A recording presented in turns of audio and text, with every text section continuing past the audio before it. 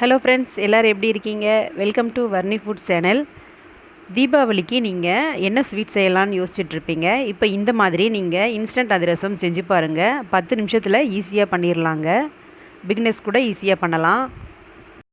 இந்த அதிரசத்துக்கு 1 கப் பச்சரிசி மாவும் 1 கப் வெல்லம் இருந்தால் போதுங்க. 10 நிமிஷத்தில் நம்ம செஞ்சிடலாம். எப்படி பண்ணுறதுன்னு பார்க்கலாம், வாங்க வீடியோக்கு போகலாம். நான் இப்போது இந்த அதிரசத்துக்கு 1 கப் பச்சரிசி மாவு 1 கப் வெல்லம் எடுத்திருக்கேங்க.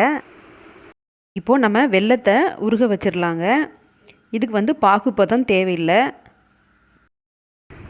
இப்போது 1 கப் வெல்லத்துக்கு 1 கப் தண்ணி சேர்த்துக்கலாம். சேர்த்துட்டு கொதிக்க விட்டுருங்க.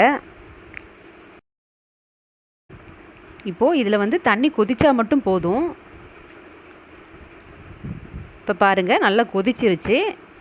இப்போ இதில் நான் 3 ஏலக்காவை பொடி பண்ணி சேர்த்துருக்கேங்க. உங்களுக்கு ஏலக்காய் வேண்டான்னா நீங்கள் ஸ்கிப் பண்ணிவிடுங்க.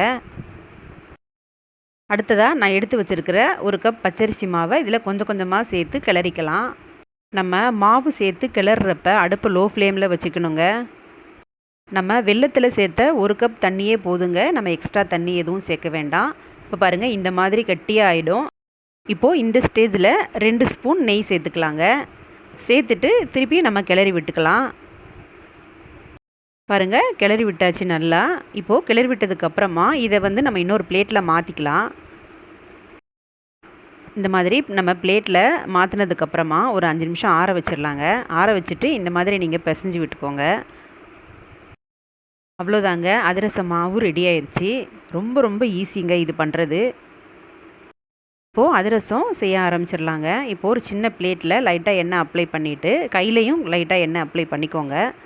பண்ணிவிட்டு இந்த மாதிரி உங்களுக்கு எவ்வளோ தடிமனாக வேணுமோ அந்த அளவு நீங்கள் செஞ்சுக்கோங்க. இந்த இன்ஸ்டன்ட் அதிரசம் நம்ம எண்ணெயில் பொரித்து எடுக்கிறப்ப உங்களுக்கு உடையாமல் வருங்க. பயப்படாமல் நம்ம தைரியமாக செய்யலாம். இப்போது எண்ணெய் காஞ்சிருச்சு. இப்போ நான் தட்டி வச்ச அதிரச மாவை இதில் கொஞ்சம் கொஞ்சமாக சேர்த்து பொரித்து எடுத்துக்கலாம். இப்போது எண்ணெயில் போட்டதுக்கப்புறமா 2 சைடும் நல்லா திருப்பி போட்டு ப்ரௌனிஷாக வர்ற வரைக்கும் வேக வச்சு எடுத்துக்கணுங்க. இது சீக்கிரத்தில் வெந்துடும். ஏற்கனவே நம்ம மாவு வேக வச்சு தான் எடுத்துருக்கோம்.